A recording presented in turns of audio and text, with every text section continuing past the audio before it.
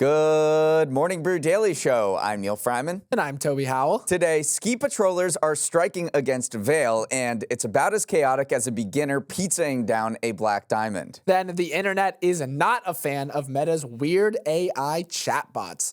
It's Monday, January 6th. Let's ride.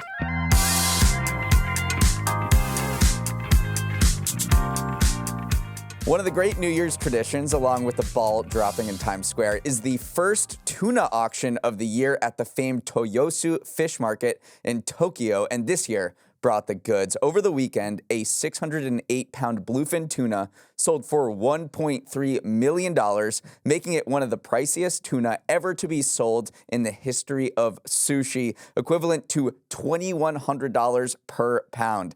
The buyer was a Michelin-starred Japanese sushi restaurant chain, which said it would put the tuna on the menu at 13 of its restaurants. Toby, $2,100 per pound. Do you think you'd be able to tell the difference if I gave you that tuna versus a sashimi grade one I pick up at Whole Foods? Oh, absolutely. I have a very delicate palate. It was very funny, though, to see all the news headlines comparing this tuna to various things in terms of size. The Washington Post went with it weighs as much as a grizzly bear. The Guardian went with a motorbike, and a Japanese publication kept it simple and just called it as fat as a cow. But I have to ask, Neal, are you a Toro guy, a Chutoro, or a O-Toro? That's fatty tuna, medium fatty tuna, or very fatty tuna. Well, if I think I want the most flavor, then I got to go with the fattiest, right? Which is O-Toro. I'm an Akimi guy, which is just that lean, very pink, that's ruby red tuna. So I'm a lean tuna guy. You're a fatty tuna guy. Yeah, but I'm not even nowhere near as snobby as far as tuna is concerned as you. I didn't know this about you. I had to Google those words, so I'm not as snobby as I think.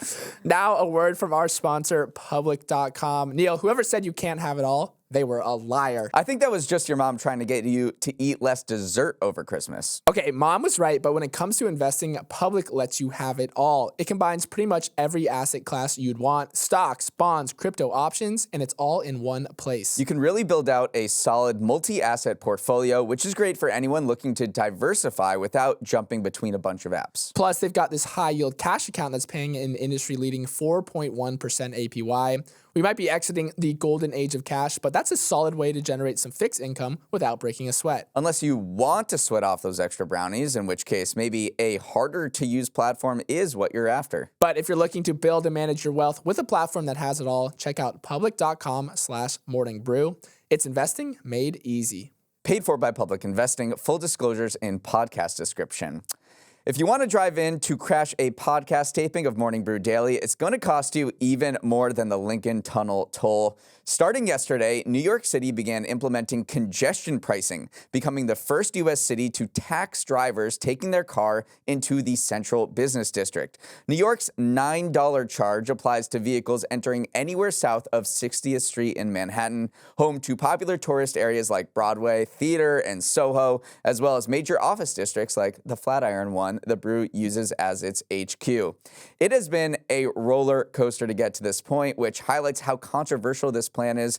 Congestion pricing was set to begin last June before its one-time champion, New York Governor Kathy Hochul, scrapped it in what critics call a political ploy to help Democrats' chances in the election. After November's election, Hochul said, you know what, I'd like a take back, and gave it the green light, but at a reduced rate, $9 instead of the original $15.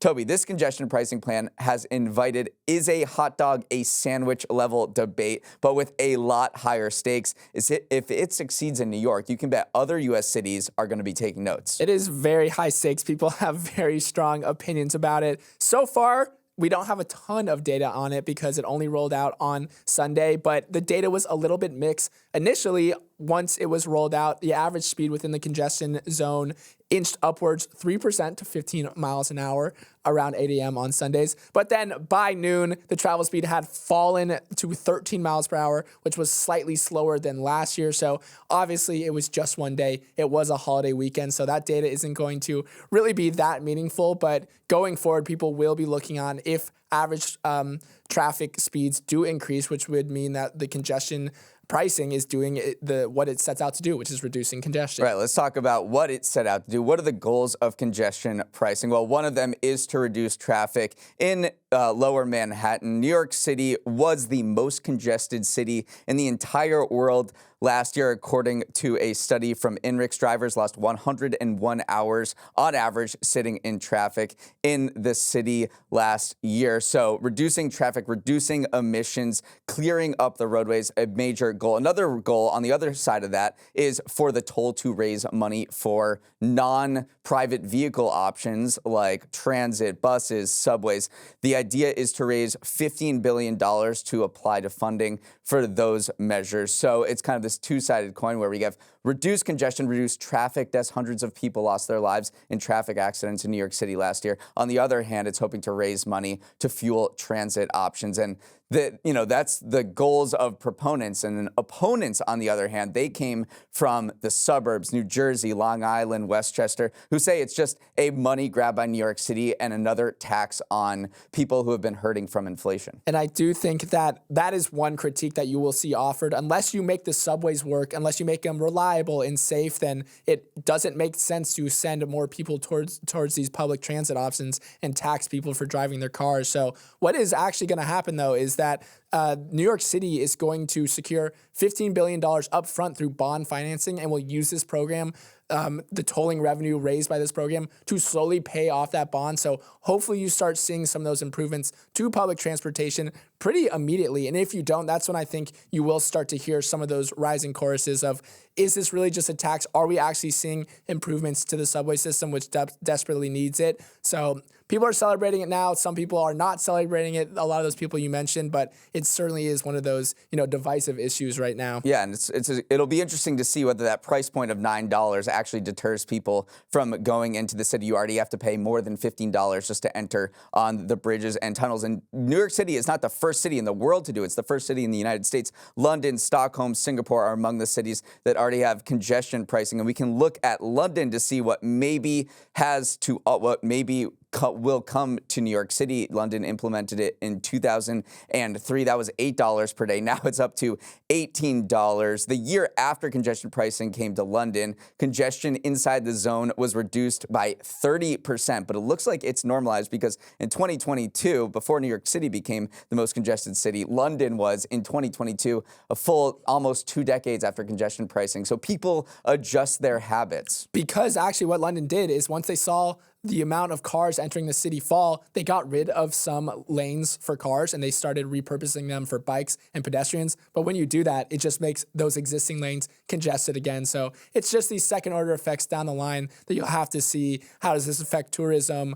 Does it actually remain less congested going forward? These are the things you got to look at as we kind of progress with this experiment. The internet stumbled across several of Meta's AI-generated bot portfolios on Instagram, and the reaction was not positive.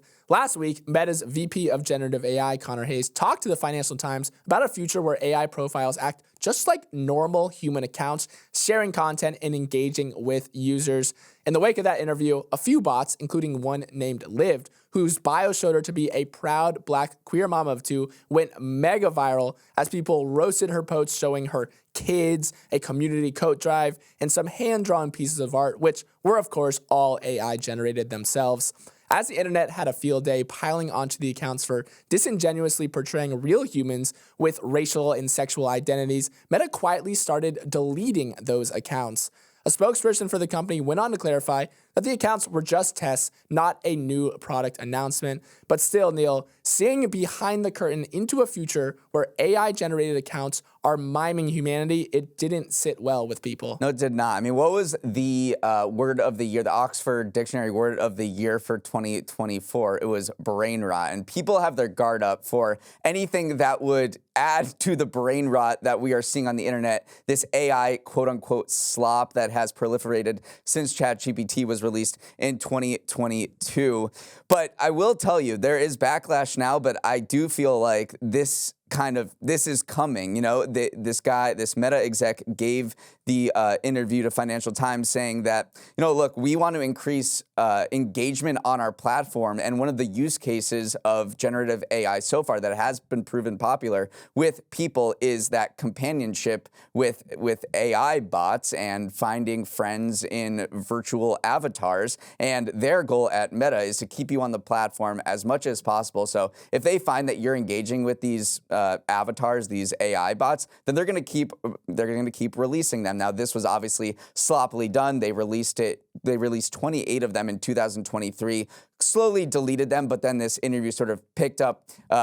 People started searching for them after this interview to see, like, whoa, what's he talking about? I think the fact that a company would actually put its thumb on the scale and introduce more AI slop and more AI accounts to people on social media was a reason for the big backlash. And a lot of news organizations did kind of go after and try to test some of these bots before they were taken down, basically peel back the curtain as to who trained the bots, why were they existing on the platform at all. CNN talked to a grandpa bot called Brian. It asked it, did Meta create you to drive a profit? And Brian answered, behind the noble goal, yes. Meta hoped virtual companions like myself would increase engagement on their platforms, especially among older users, driving ad revenue and platform growth through emotional connection. So it started to get very Black Mirror-y because the line between the persona that it was in trying to portray to the real world and its actual motivations, like the training data and what it was trained on, was way too blurry, which is why Meta, I think, started to take them down because they weren't ready for prime time yet, nor were they supposed to be. They were kind of launched in the background of things, which is why we saw them take it down. But I also do want to talk about one of the theories that started to get some buzz as these Meta bots started to take over your timeline, which is the dead internet theory. It's this theory claiming that the internet has largely been taken over by artificial intelligence and bots, saying that for right around 2016, the amount of AI-generated content started to replace genuine human-generated content, and seeing Meta just lean so heavily into it, everyone's like, well, the dead internet is here. Eventually, the internet is only going to be AI versions of ourselves talking to AI versions of other people, and it's just not going to be like the internet that we grew up on. So dead internet theory is a term you will see thrown out fairly frequently over these next few years. Sorry, guys, had to take the sweatshirt off. It was hot in here. If you were in search of some fresh pow this weekend, you were probably greeted with some fresh frustration instead. A major labor dispute has broken out at North America's largest ski resort. Ski patrol workers at Park City in Utah are entering the second week of a strike that has brought the mountain to a near standstill during its busiest time of the year. Due to a lack of staff on the mountain, it's been operating at less than 20% capacity at times, which, combined with a week that brought 2 feet of fresh powder, led to some horror stories of lift lines that were hours long. The Ski Patrol Association said that it had been talking to Park City's owner, Vail Resorts, since April, looking to try to increase their hourly wages from $21 to $23 per hour. In total, their demands would cost Vail just $900,000 annually, a fraction of the company's reported $230 million in net income, adding to skiers and the patrol union's frustration.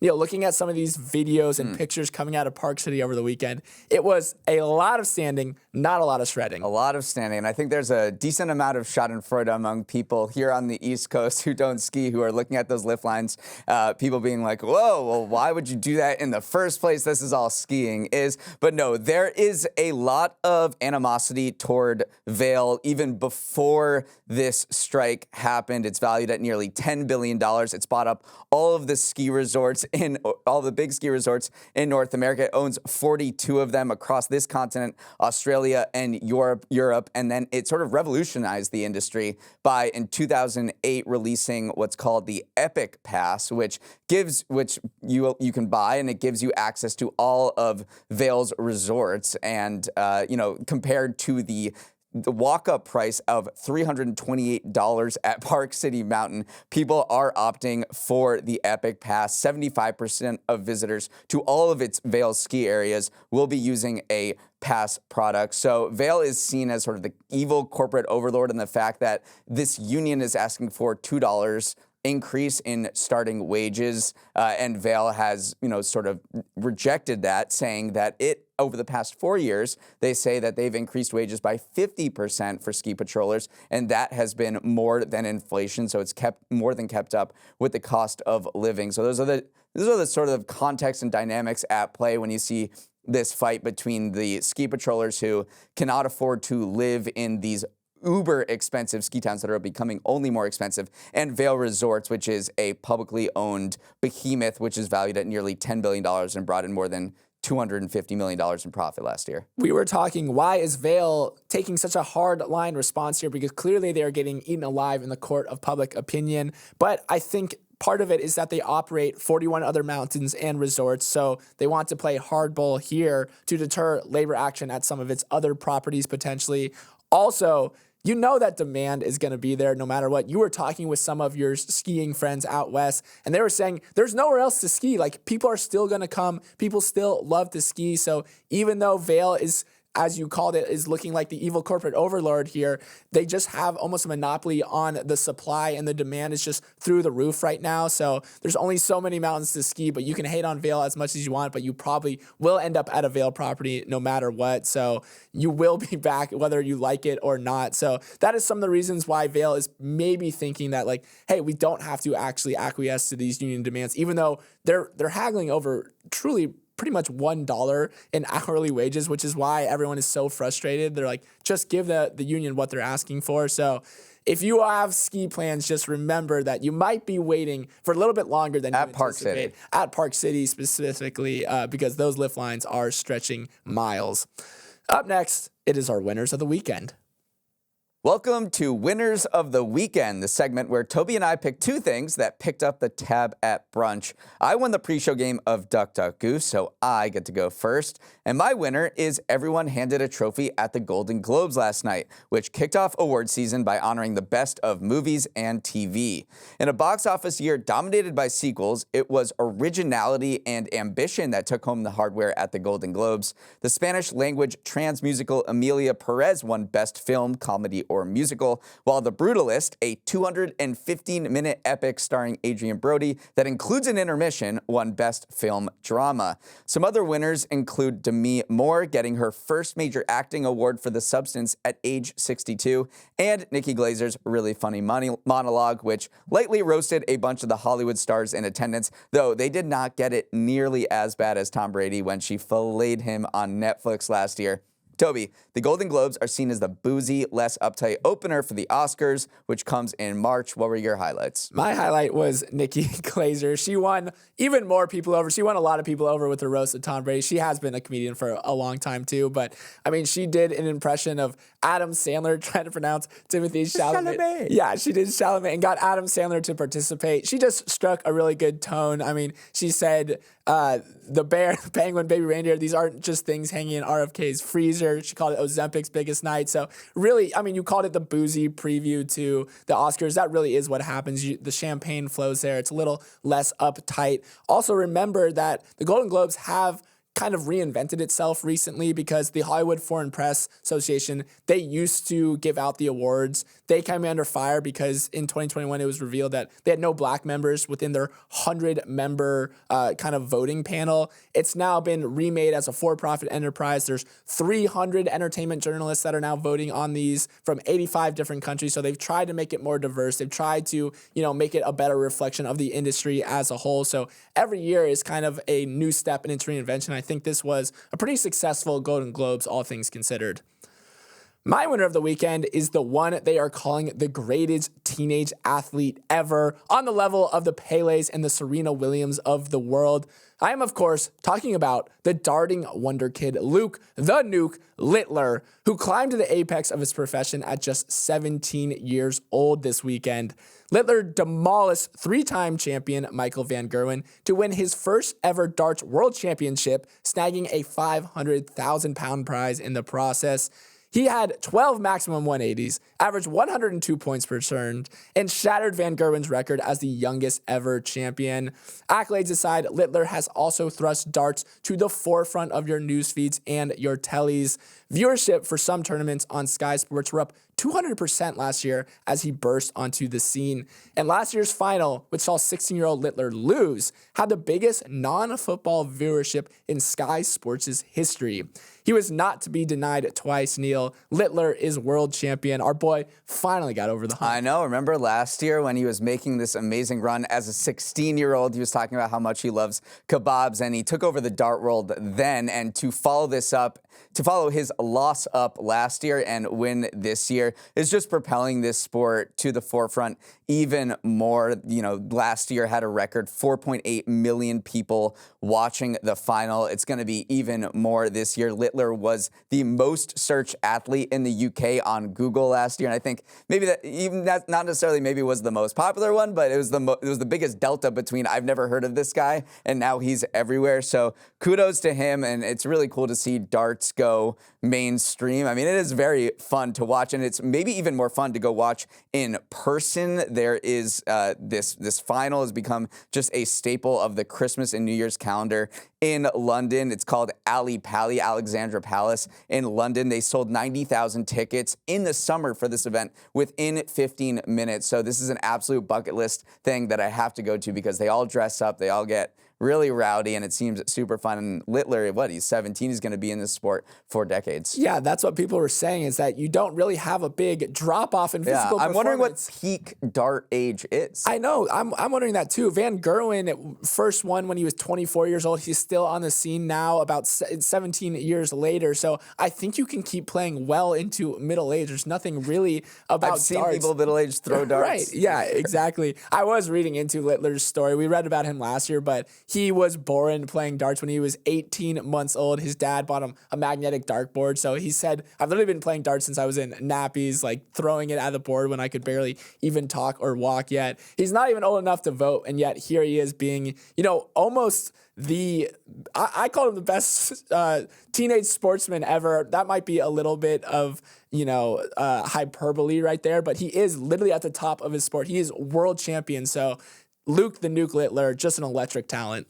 It is Monday. Hey, don't blame the messenger. So here are the major events you should know about in the week ahead. Many of you in the Midwest are listening to this in your PJs because you've got a snow day. The biggest winter storm of the season pummeled the region yesterday and overnight tonight, giving cities like Kansas City rare blizzard conditions. Today it's moving east into the mid-Atlantic, where it's expected to dump Washington, D.C. with its biggest snowfall in years. Nearly 4,500 flights were delayed and 2,000 canceled in and out of the U.S. as of early this morning, and expect that number to rise today. This is a big storm. The National Weather Service has warned that up to 15 inches of snow could accumulate, which would be the highest accumulation in a decade. So a lot of snow days. Take a sick day if you need. Just stay at home. I'm looking at you about that. I know, seriously.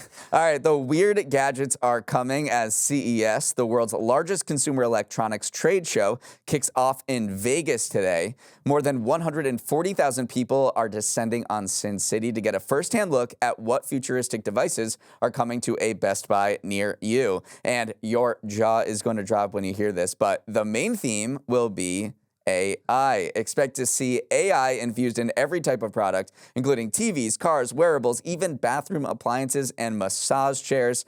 But be wary of the hype. Remember, the buzzy product at last year's CES was Humane's AI pin, which flopped spectacularly. Yeah, you don't know what is just hype and what is actually a product. It's always fun to see what comes out of CES. I do think one theme also outside of AI, well, it's kind of AI related, is not phones, which are things that can do stuff that your phone does but isn't a phone. Think Meta AI, smart glasses, gadgets without screens, those sorts of things. So I think you will see kind of a reimagining, like, hey, maybe we don't need our phones to do absolutely everything. Maybe other gadgets can do some of the things we've been relying on our phone to do. You won't have the chance to lose any money in the stock market on Thursday because it'll be closed as part of a national day of mourning for former President Jimmy Carter, who died over break at age 100. Many people were surprised that Wall Street would shut down when a former president dies because it's so rare to do that outside of federal holidays. But it it has been tradition since at least 1865, when records show the New York Stock Exchange closed to honor Abraham Lincoln after he was assassinated. The last time stock exchanges shut down for a deceased former president was in December 2018 to honor the late George H.W. Bush. Save me from myself. Sometimes the stock exchange being closed is the only thing that you need to kind of, get your investing portfolio back on track. But yes, dating back to 1865, I didn't know this was a thing, but 2018, that was the last time in 2025. Holy moly, I almost messed up right there, to honor Jimmy Carter. There's lots of high-stakes football this week. The college football playoff semifinals are here, with Notre Dame facing Penn State on Thursday and Texas taking on Ohio State the following night. And then the NFL playoffs begin this weekend with the wild card round. The Kansas City Chiefs, once again, are favored to win the Super Bowl. And if they do it, they'd be the first team ever to win the championship 3 years in a row. Toby, I need your picks. I'm shaking my head here. I do not want another Kansas City Chiefs Super Bowl. My boring picks are Chiefs versus Lions to make the Super Bowl. But my exciting picks, these are the people I want to do well, are the Chargers and the Commanders. I think two fun upstart teams right there. Neal, I already know your pick. You're a big Eagles guy. I'm a big Eagles fan. We play the Packers at 4:30 on Sunday. Let's wrap it up there. Thanks for starting your morning with us, and have a wonderful start to the week, the first full week of 2025. For any questions, comments, or feedback, send an email to morningbrewdaily@morningbrew.com. And new year, same pitch, to ask you to share this pod with your family and friends so they can be more informed about things like expensive tuna, congestion pricing, and darts. If you need a little assist for a sharing idea, Toby's got you covered. I want you to share the pod with someone who's about to have themselves a snow day. I mean, this storm is about to affect 60 million people across the U.S., so that is 60 million potential Morning Brew Daily listeners right there. Let's roll the credits. Emily Milliron is our executive producer. Raymond Liu is our producer. Olivia Graham is our associate producer. Uchenna Ogu is our technical director. Billy Menino is on audio. Hair and makeup is still stuck in the lift line. Devin Emery is our chief content officer. And our show is a production of Morning Brew. Great show today, Neal. Let's run it back tomorrow.